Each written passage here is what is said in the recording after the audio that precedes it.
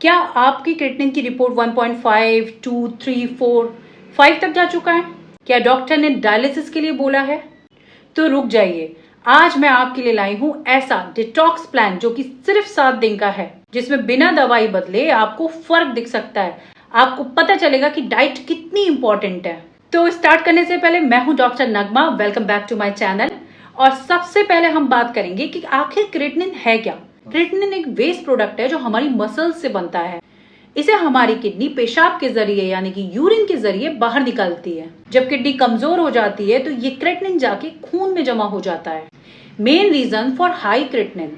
आखिर इस high creatinine का रीजन क्या होता है? मेन रीजन जो है बहुत अधिक मात्रा में प्रोटीन लेना।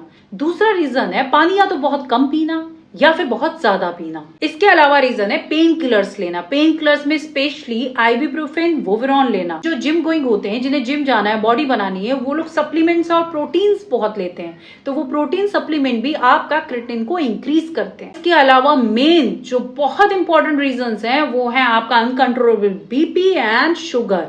इस डे 1 और डे 2 को मैंने इस तरीके से तैयार करा है कि इस डाइट को जब आप फॉलो करोगे तो इसमें सबसे पहले डे 1 एंड डे 2 हमारे क्लिंजिंग डे होंगे। सबसे पहले आपको नाश्ते में लौकी का सूप लेना है, या फिर एक एप्पल लेना है, या 100 ग्राम पपीता, और जौ का पानी 200 ml।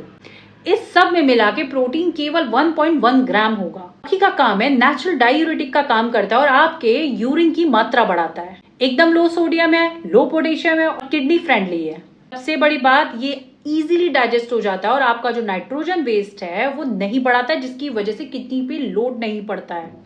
अब आपको कितनी क्वांटिटी लेनी है? आपको 100 से 150 ग्राम क्वांटिटी लेनी है।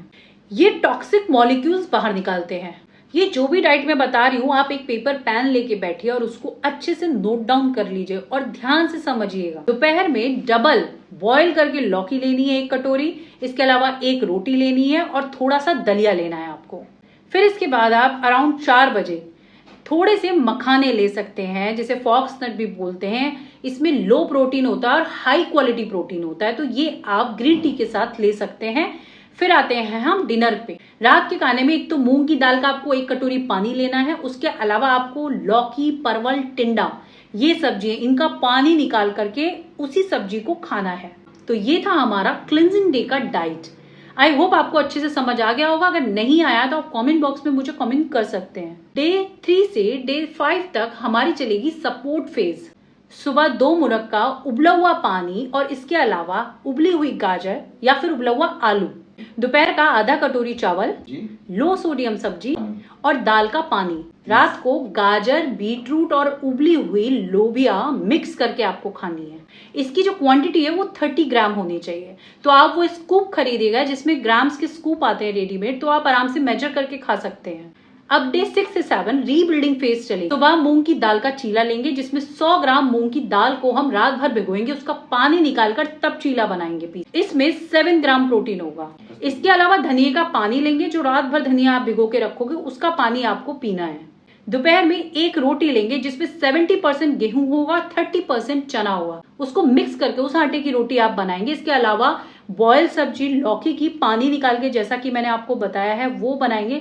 सॉल्ट अगर ज्यादा क्रिएटिनिन हाई है तो नहीं लेंगे, अगर नॉर्मल है तो आप थोड़ा सा डाल सकते हैं।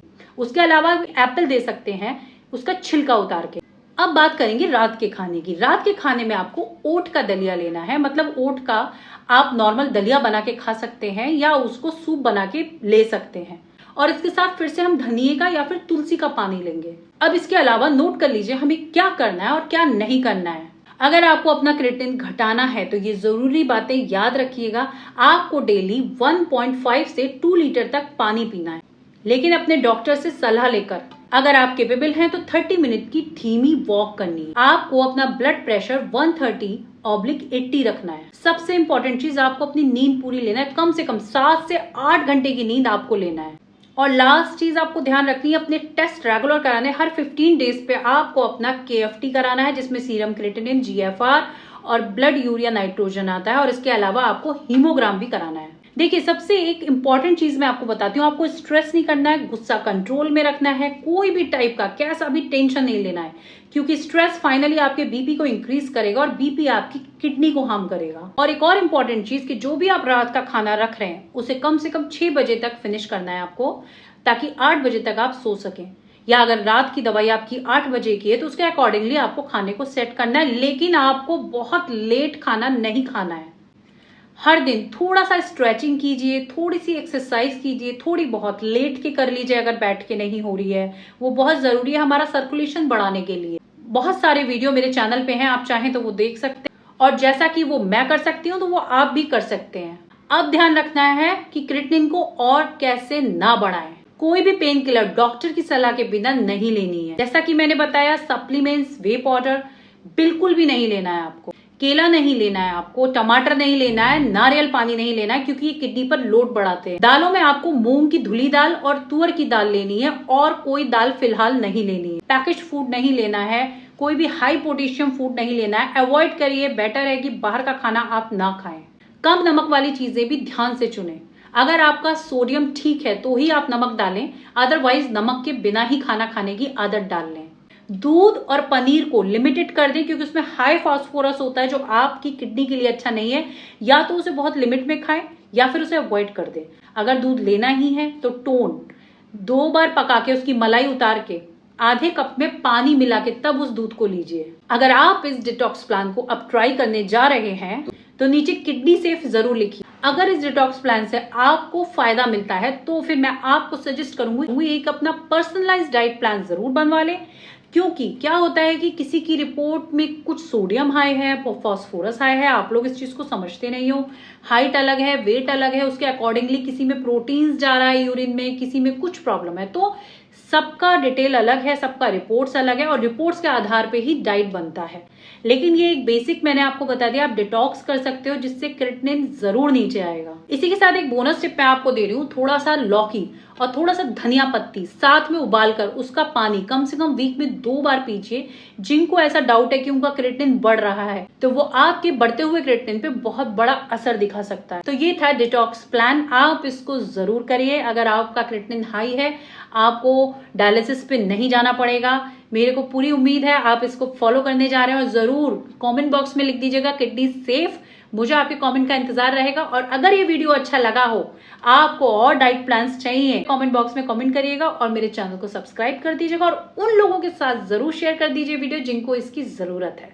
एक और चीज, आप वीडियो को लाइक नहीं करते हो, कम से कम आपको जब इन्फॉर्मेशन इतनी अच्छी मैं दे रही हूँ, बिना दवाइयों के आपका क्रिएटिनिन नीचे जा रहा है, तो कम से कम 1 लाइक तो बनता है। तो आप मेरी वीडियो को लाइक भी कर दीजिएगा। चलिए मिलते हैं नेक्स्ट वीडियो में, तब तक के लिए बाय। अपने स्वास्थ्य का ध्यान रखिए, टेक केयर।